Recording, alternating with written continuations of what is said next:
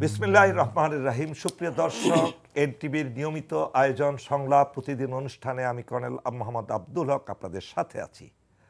প্রিয় দর্শক, আজকে আমরা এমন একটি বিষয়ে আলোচনা করব যে বিষয়টা খুবই গুরুত্বপূর্ণ।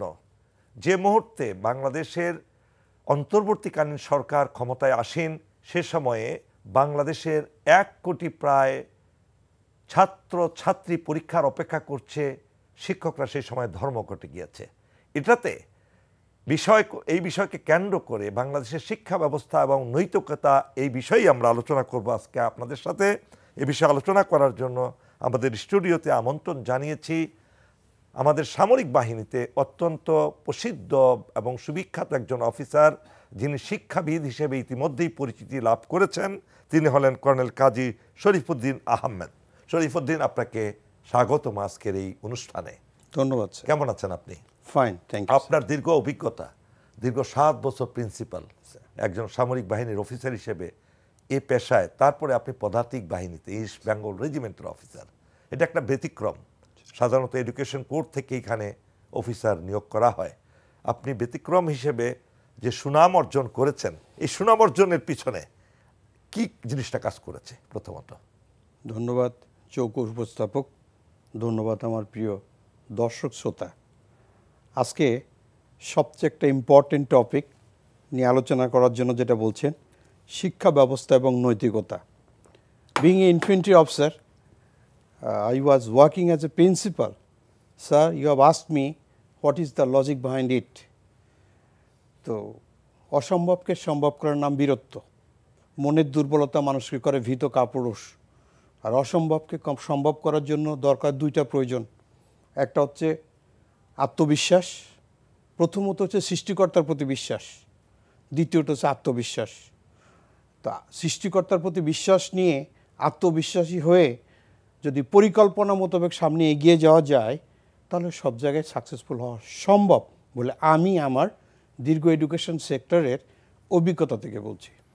কর্নেল কাজী শরীফউদ্দীন, আমার সেদিনের কথা মনে পড়ে। সাভারে তোমাকে আমি 2nd লেফটেন্যান্ট হিসেবে দেখেছি। সঠিক। আজকে আমি দেখছি বাংলাদেশের একজন বিশিষ্ট শিক্ষাবিদ হিসেবে, এবং you are most successful educationist in Bangladesh, এবং you have done 2 special very high level courses on education abroad. Yes. So far I know. আজকে যে বিষয়টা আমি শুরুতেই বলেছিলাম, সেটা হলো ডিসেম্বর মাসে বাংলাদেশের একটা পরীক্ষার উৎসব বলা চলে। প্রায় 1 কোটি ছাত্রছাত্রী, প্রাথমিক এবং মাধ্যমিক, এদের পরীক্ষাটা জীবনের একটা নতুন দিগন্ত উন্মোচন করে দেয়।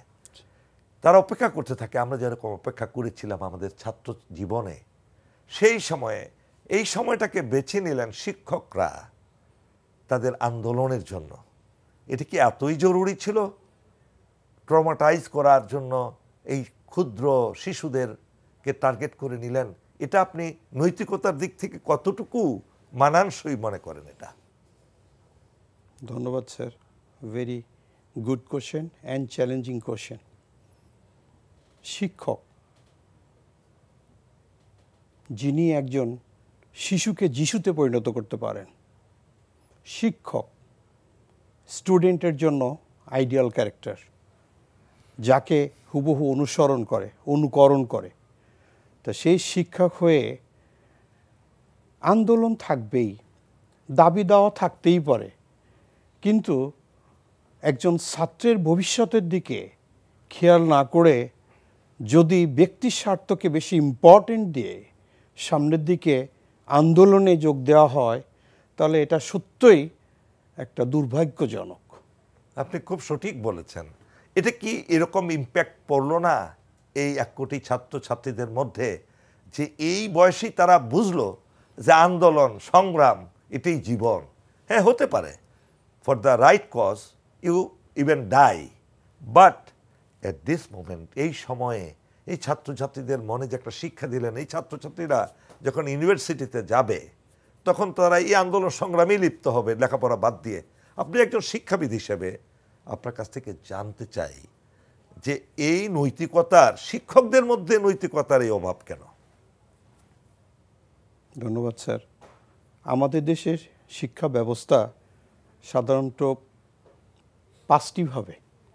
একটা হচ্ছে সাধারণ শিক্ষা, নাম্বার 2 হচ্ছে মাদ্রাসা শিক্ষা, নাম্বার 3 হচ্ছে ইংলিশ শিক্ষা, যেটা আমাদের ইংলিশ মিডিয়াম, নাম্বার 4 হচ্ছে কারিগরি শিক্ষা, যেটা ভোকেশনাল শিক্ষা আছে, নাম্বার 5 হচ্ছে অটিস্টিক বাচ্চাদের জন্য আজকাল আমরা প্রয়াস বা সময় উপযোগী শিক্ষা তৈরি করেছি।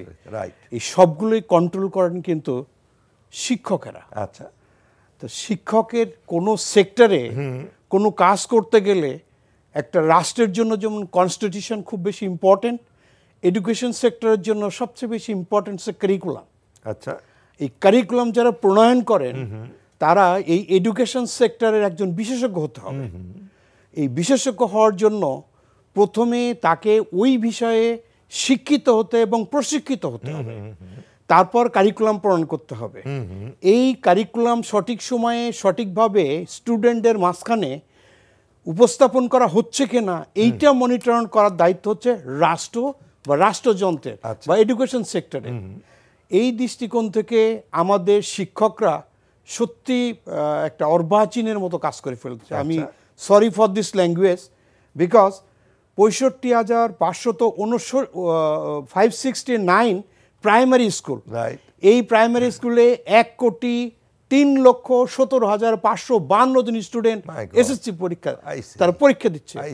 এই 1 কোটি উপরে যে স্টুডেন্ট পরীক্ষা দিচ্ছে তার সঙ্গে কিন্তু মিনিমাম 2 জন প্যারেন্টস, সো 3 কোটি জনগণ বা স্টুডেন্ট বা নাগরিক এর সাথে ইনভলভ। দাবি আদায় থাকতেই পারে, যেমন করে প্রত্যেকটা জিনিসের সার্থকতা আসে পরীক্ষার মাধ্যমে, যাচাই করা হয় যে সে কতটুকু শিখলো না শিখলো। সারাটা বছর মা বাবা যে সন্তানের পিছনে আত্মহতি দিয়ে নিজের জীবনকে বাজি রেখে শিখিয়ে যাচ্ছেন আদর্শ সন্তান হিসেবে তৈরি করার জন্য with the help of teacher, সেই টিচাররা এই শেষ মুহূর্তে এসে যদি এই বাচ্চাদের জিম্মি করে, I use this language sir, because জিম্মি মানে এখানে অভিভাবকরা অশান্তি ফিল করছে, রাষ্ট্র একটা বিশৃঙ্খল অবস্থায় পড়ে যাচ্ছে, মানে মিনিস্ট্রি অফ এডুকেশন এবং মন্ত্রণালয় এবং মাওসি তারা দ্বিধাগ্রস্ত হচ্ছে কি ডিসিশন দেবো কি দেবো না। কিন্তু this is not the correct thing, correct time. এত কিছু আমাদের শিক্ষকরা শিখিয়ে দেন যে স্থান কাল পাত্র, তা এইটা তো সঠিক সময় সঠিক স্থান বা সঠিক দিক নির্দেশনা নয়। এটা আপনি প্রথম যেমনটি বলেছিলেন যে যখন এই বাচ্চাগুলো আমার ভবিষ্যতে উচ্চতর শিক্ষায় শিক্ষিত হওয়ার জন্য বিশ্ববিদ্যালয়ে পদার্পণ করবে, তাদের মেন্টাল স্ট্রাইক করবে যে এই শিক্ষকতা প্রফেশনটা কি সত্যি ভালো না খারাপ।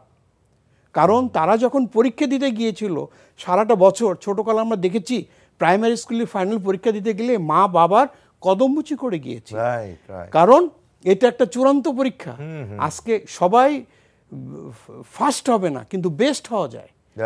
বেস্ট হওয়ার জন্য প্রতিযোগিতা না থাকলে তো সামনে এগিয়ে যাওয়া যাবে না। এডুকেশন সেক্টরটাকে আমাদের সঠিকভাবে মূল্যায়ন করে যোগ্য লোকের কাছে দায়িত্ব দিতে হবে, যাতে এই ভুল ত্রুটির ঊর্ধ্বে উঠে আমরা সামনে এগিয়ে যেতে পারি। স্যার যেমনটি বলছিলাম, অস্ট্রেলিয়াতে আমি এই শিক্ষা ক্যাডারের বা এই মিনিস্ট্রি অফ এডুকেশন থেকে ট্রেনিংয়ের জন্য গিয়েছি। সেখানে একটা রেসিডেন্সিয়াল স্কুল অ্যান্ড কলেজে আমরা ভিজিটে গিয়েছিলাম 7 দিনের জন্য, যেখানে সাবজেক্টটা ছিল quality education for future generation. এখানে যে ছাত্রের মুখে 7টা থাপ্পড় দিলে একটা কথা বের হয় না, তাকে তারা কখনো ব্যারিস্টারি পড়ানোর চিন্তা করে না। তাদের টিচারদের মেন উদ্দেশ্য যে তুমি ভবিষ্যতে একটা বিল্ডিং তৈরি করবা, ভবিষ্যতে একটা ইন্ডাস্ট্রি তৈরি করবা, ভবিষ্যতে ক্যাটল ফার্ম তৈরি করবা, ভবিষ্যতে কৃষি খাতে বিনিয়োগ করবা, but this decision must come from your student. So যদি এই সেই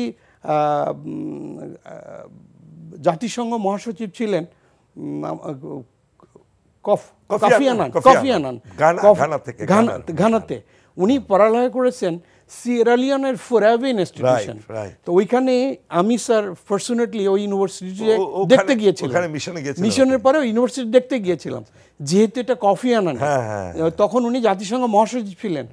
ওইখানে মেইন ডোরে লেখা যে একটা পরীক্ষার হলে যদি স্টুডেন্টের জন্য উন্মুক্ত করে দেওয়া হয় তাহলে ওই গোটা জাতিকে ধ্বংস করে দেওয়া তার থেকে বেশি ক্ষতিকর। Right right right. আমাদের এই পরীক্ষার সময়ে এই পরীক্ষা না নিয়ে তালবাহানা করা, এইটা কি আমাদের জাতির উপরে এফেক্ট পড়বে না? সঠিক সঠিক। এই জায়গায় এসে যদি আমরা এইভাবে চিন্তা করি, বাংলাদেশে প্রায় কয়েক কোটি ইয়াং জেনারেশন টোটালি কিন্তু বেকার আছে।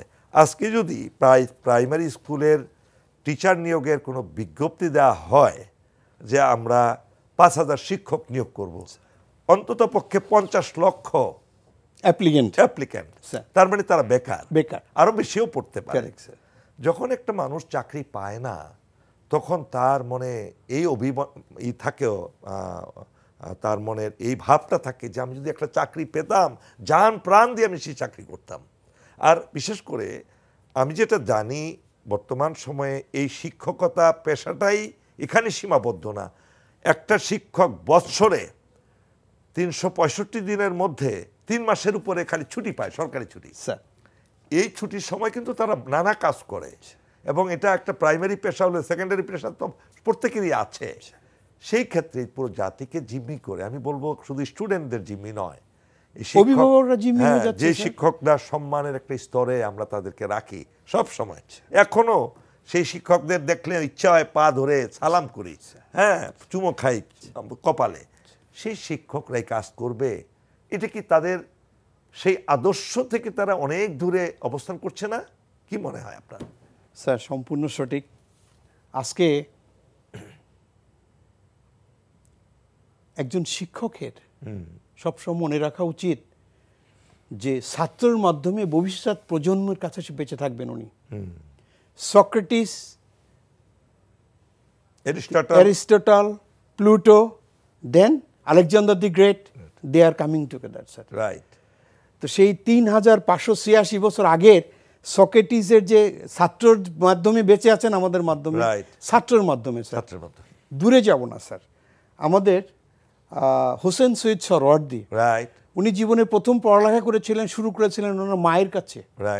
তারপর উনি শিখেছেন মামার কাছে, তারপর উনি গিয়েছেন মাদ্রাসাতে, তারপর উনি গিয়েছেন খ্রিস্টান স্কুল অ্যান্ড কলেজে, তারপর উনি কলকাতা হিন্দু ইউনিভার্সিটি থেকে পাশ করেছেন, তারপর কলকাতা দেশের বাইরে গিয়ে ব্যারিস্টারি পাশ করেছেন। দেন শেরে বাংলায় কে ফজলুল হক কলকাতার কোর্টে উনি যখন একটা মামলা মুভ করছিলেন, তা উনি হঠাৎ করে বলেছেন যে উই আর রিয়েলি আনফর্চুনেট, জাজের উপর উদ্দেশ্য করে, যে ব্রিটিশ যেসব উকিলদের মক্কেল নাই তাদেরকে এখানে জাজ হিসেবে পাঠায়। তো ফট করে কোর্ট তার উপর সমন জারি করছে। সাথে সমন জারি বলে, সরি ইওর অনার, আমি আপনাকে মেনশন করে নেই বলে পিছনে ওনার যে আর এক ফলোয়ার, মানে ওনার ছাত্র ছিল, ছাত্রকে বলছে তুমি ফাইলটা দাও। তা বলছে ফাইলটা নাই, ট্রেনি যেটা আমাদের স্যার ইন্টার্নশিপে, আচ্ছা, ট্রেনি বলছে ফাইলটা নাই। উনি চট করে ছাত্রটাকে বাইরে নিয়ে একটা থাপ্পড় মেরেছেন, স্যার। আচ্ছা স্যার, এই ছাত্রটা হচ্ছেন রাজেন্দ্র প্রসাদ, যিনি ভারতের প্রথম রাষ্ট্রপতি, পরপর 2 বার। রাজেন্দ্র প্রসাদ তার বইতে লিখেছেন শেরে বাংলা একে ফজলুল হকের ওই চপেটাঘাত না খাইলে তার জ্ঞান খুলতো না, হয়তো উনি রাষ্ট্রপতি হতে পারতেন না। এই শেরে বাংলাকে ফজলুল হক কলকাতা কোর্টে একটা কেস মুভ করছেন, স্যার। এই কেসটা ছিল মারোয়ারিদের কেস, ছিল আমাদের শরিয়তপুরের 2টা চর নিয়ে। এই চর নিয়ে তো মারোয়ারি তাকে বলছে, যদিও মানে নীতির দিক দিয়ে শেরে বাংলা চাচ্ছিলেন না যে বাঙালির পরিবর্তে মারোয়ারি ওই চর 2টা দখল করো। তো উনি যখন কানে কানে কথা বলছেন যে আপনি যদি আমাকে মামলাটা জিতিয়ে দিতে পারেন অ্যাজ এ লয়ার, আমি আপনার 2টা চরের ভিতরে একটা দিয়ে দেবো। আচ্ছা, দেন হি বিকাম অ্যানয়েড লাইক এনিথিং। তখন উনি ওনার অ্যান্টনি পিছন দিক দিয়ে যখন হুমকার দিয়েছে যে তোমরা কই, তা তখন স্যার যে কোর্টের বারান্দাগুলো ছিল তরজার দেওয়া, ওই যে বাঁশের বেড়া, তো বাঁশের বেড়া ভেঙে 2জন দৌড় দিয়েছে, কারণ জানেন শেরে বাংলা রেখে গেলে হয়তো ওই রাজেন্দ্র প্রসাদের মতো তার অবস্থা হবে। You will be surprise to know, প্রথম দৌড় দিয়েছেন আবু সাদাত মোহাম্মদ সায়েম, দ্বিতীয় দৌড় দিয়েছেন মোহাম্মদ আব্দুল সাত্তার। তো আবু সাদাত মোহাম্মদ সায়েম এই বাংলাদেশের একজন রাষ্ট্রপতি ছিলেন, আব্দুল সাত্তার দেশের প্রেসিডেন্ট ছিলেন, রাজেন্দ্র প্রসাদ ইন্ডিয়া। তার মানে আপনার কথা থেকে আমরা যদি সারমর্ম করি, সারাংশ করি, আমাদের সময়ে আমরা যখন খেলেছি পুতুল খেলা, তোমাদের সময়ে সে বয়সে তোমরা লেখাপড়া করো মেলা, আমরা আমাদের সময়ে আকাশে উড়েছি ঘুরি, তোমরা সে বয়সে চালাও উড়োজাহাজ গগন জুড়ি। এই যে আমাদের সময় শিক্ষকদের প্রতি একটা মর্যাদা আমরা আমাদের মা বাবা শিক্ষকদের হাতে তুলে দিতেন, বলতেন যে আমরা শুধু হাড্ডিটা চাই, হাড্ডি চাই, মানে কঙ্কাল চাই, গোস্ত চাই না, দিয়ে দিলাম মানুষ করে দেন। Exactly sir. এখন আপনার এই বিশ্বের পরিবর্তিত পরিস্থিতিতে আবার কিন্তু সেগুলো এখন নিষেধ। আপনি অ্যাবিউজ করতে পারবেন না, বকা দিতে পারবেন না, আপনি কোনো স্টুডেন্টের মন খারাপ হবে এমন কিছু করা যাবে না। তাহলে এই দুটার মধ্যে যদি আমরা পার্থক্য করি, এটা কি মনে হয় যে আগের যে সিস্টেমটা ছিল শিক্ষকদের প্রতি শ্রদ্ধা, ছাত্র শিক্ষকের সম্পর্ক, সেটাই ভালো ছিল, আর বর্তমান যেটা হচ্ছে এটার কারণেই আমাদের নৈতিক অবক্ষয় হচ্ছে? Sir, very important question.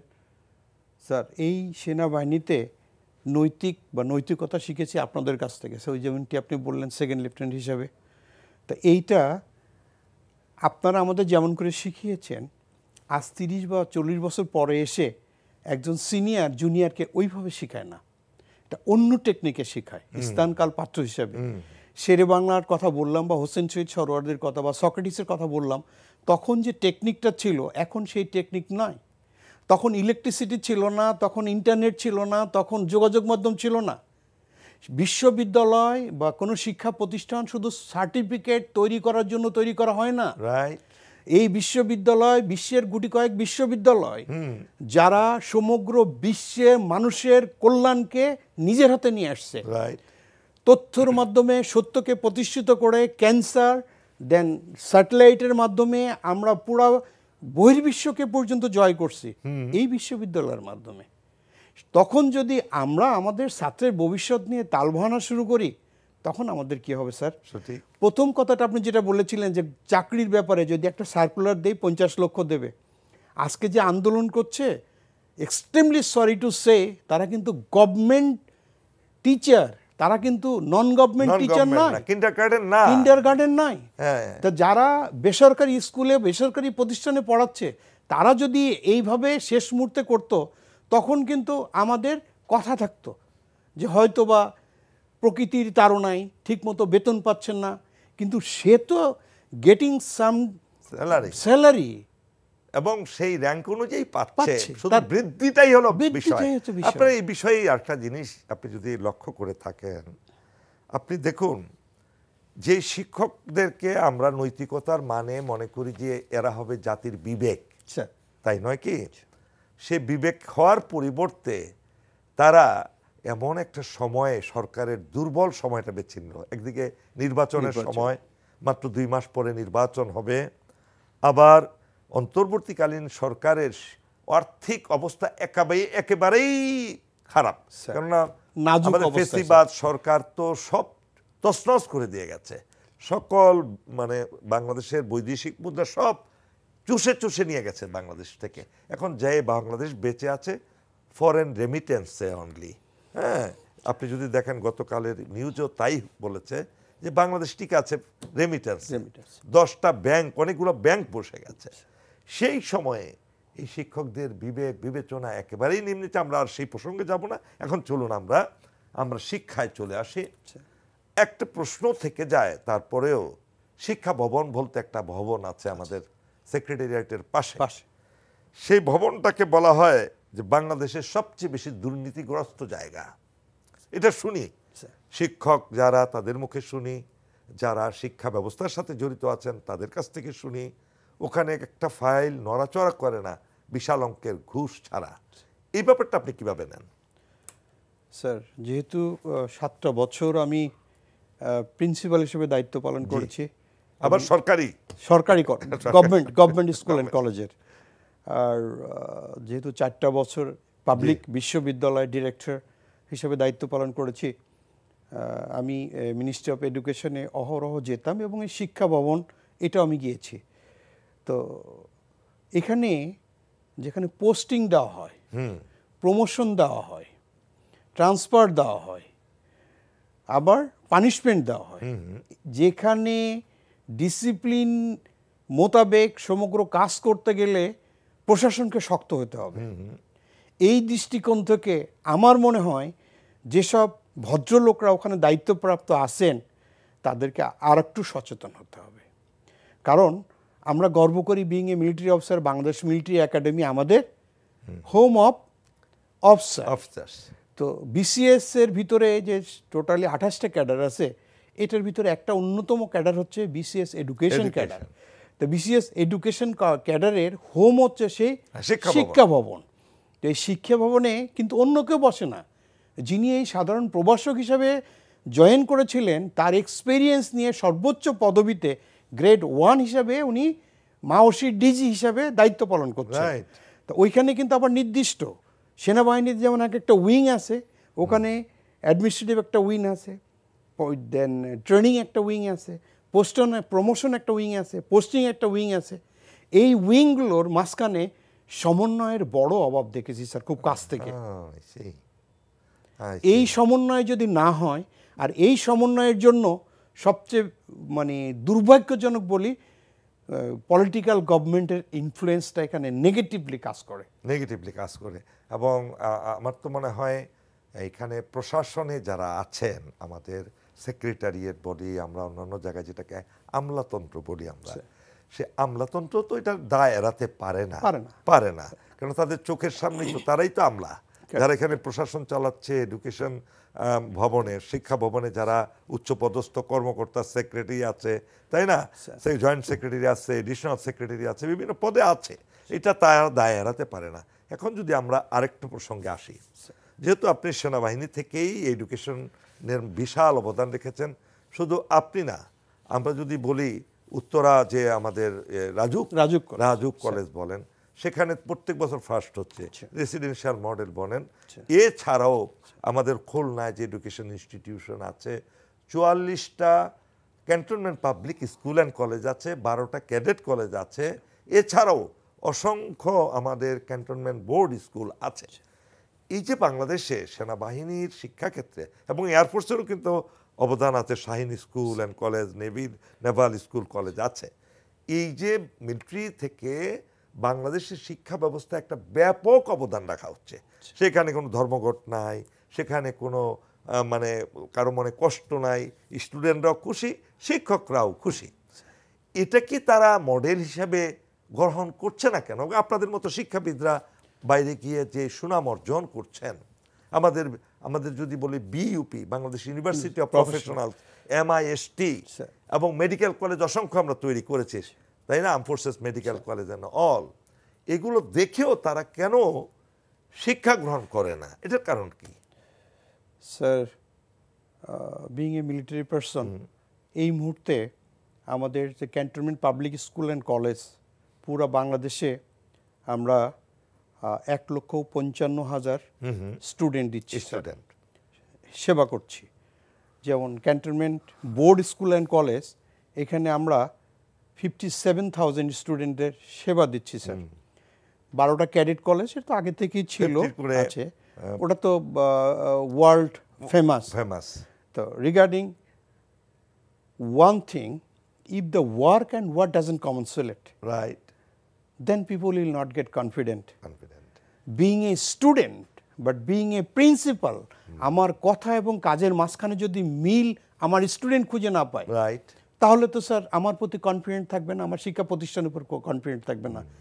তা দেশপ্রেমিক সেনাবাহিনীর প্রাক্তন সদস্য হিসাবে, যদিও আপনি বলেন যে কোনো অফিসার কখনো রিটায়ার্ড হয় না, মরে গেলেও সে অফিসারই, প্রয়োজন হলে আবার পরিশোধিত ট্রেনিং করে আমরা দেশের জন্য অবদান রাখবো। তো সেই দৃষ্টিকোণ থেকে এডুকেশন সেক্টরে আমাদের টোটালি মিলিটারি যে অবদানটা রাখছে, এটা হচ্ছে স্যার অনুকরণীয়, অনুসরণীয়। স্যার, আমি যেমনটা বলেছিলাম, দ্বিতীয়বারের মতো বেস্ট প্রিন্সিপাল হয়ে মিনিস্ট্রি অফ এডুকেশন থেকে আমাকে ন্যাশনাল ইউনিভার্সিটি অফ সিঙ্গাপুরে 6 মাসের একটা ট্রেনিংয়ে পাঠিয়েছিল। ন্যাশনাল ইউনিভার্সিটি অফ সিঙ্গাপুর ওই বছর ওয়ার্ল্ডের 7 নম্বর ইউনিভার্সিটি হিসেবে আত্মপ্রকাশ করলো। তো তখন আমার একটা মানে ইচ্ছা হলো যে আমি এখানে যেহেতু আসছি, I like to know under what circumstances এত world famous university Singapore university কেন। আচ্ছা, আমার ইউনিভার্সিটি 1921 সালে ঢাকা ইউনিভার্সিটি, যাকে আমরা প্রাচ্যের অক্সফোর্ড বলি, আর এখানে 1980 সালে প্রতিষ্ঠিত হয়েছে, 1980 সালে। সেইটা ওয়ার্ল্ডের 7 নম্বর এবং এর আগে 4 বার নাম্বার 1 হয়েছে। এটার কারণটা কি? তখন দেখতে পেলাম স্যার যে বিশ্ববিদ্যালয় শুধুমাত্র পড়ানোর জায়গা না, সার্টিফিকেট দেওয়ার জায়গা না, এখানে কৃত্রিম বুদ্ধিমত্তা, কোয়ান্টাম কম্পিউটিং, জলবায়ু বিপর্যস্ত, ন্যানো টেকনোলজি, অত্যাধুনিক জিনিসের সঙ্গে আপডেটেড করতেছে। What not they are doing. Then আরেকটা জিনিস খুব কাছ থেকে দেখলাম স্যার, যে বিসিএস অফিসার আমাদের আছে যারা প্রশাসন, এক্সিকিউটিভ ডিপার্টমেন্ট যারা পুলিশ, এসপি, ডিসি যারা আছে, বা BCS officer, that selection is under procedure. যে এই বিসিএস এইটা প্রথমে ইনিশিয়াল, তারপর রিটেন, তারপর ভাইবা, তারপর ফাইনাল, সব কিছুই সিলেকশন করে। Then being a defence person, army, navy, air force, ISSB system is there, ISSB inter service selection board. Then ইউনিভার্সিটিতে গিয়ে যে আমি 4 বছর ডিরেক্টর হিসেবে দেখলাম, ইউনিভার্সিটি টিচারের সিলেকশনের কোনো পলিসি নাই, ক্রাইটেরিয়া নাই। I see. There is no policy. No as policy. such in Bangladesh. In Bangladesh. Now how can it be then Tom, Dick, Harry, they can become personal interest এখানে main important. আত্মীয়তা, এলাকাবাসী, nepotism, favouritism, এগুলো এখানে অহরহ দেখেছি। অমুক আত্মীয়, অমুক ভিসির ছেলে অমুক ইউনিভার্সিটি গিয়ে টিচার হিসেবে জয়েন করছে, আর অমুক ভিসির ছেলে বা মেয়ে বা জামাই অমুক ইউনিভার্সিটি গিয়ে অ্যাডমিন অফিসার হিসেবে হচ্ছে। Mutual coordination by this way, right. They are destroying the education. Totally they are destroying. Colonel Qazi Sharifuddin, sir, I'm really amazed hearing you. Last but not the least, sir, the question I'm going to throw you, sir, in short if you can answer it. আমরা এই 5ই আগস্টের বিপ্লব উত্তর সময়ে আমরা দেখলাম ইউনিভার্সিটিগুলোতে, যে university ধ্বংসের পাদদেশে চলে গিয়েছিল, খুনাখুনি, মারামারি, কাটাকাটি, হাত ভাঙা, পা ভাঙা, তারপরে র্যাগিং করে ছাত্র হত্যা করা, সেখান থেকে হঠাৎ করে আমরা আলোর মুখ দেখতে পেলাম যে আদর্শভিত্তিক এখন শিক্ষার্থীরা তাদের ভিতরে একটা বিশাল পরিবর্তন এসছে। আমি ওই দিন ঢাকা ইউনিভার্সিটি গিয়ে অবাক হয়ে দেখলাম কোনো পোস্টার নাই, কোনো দলীয় পোস্টার নাই, কোনো দলের নেতার নিয়ে কেউ স্লোগান দিচ্ছে না, রাজনৈতিক স্লোগান নাই।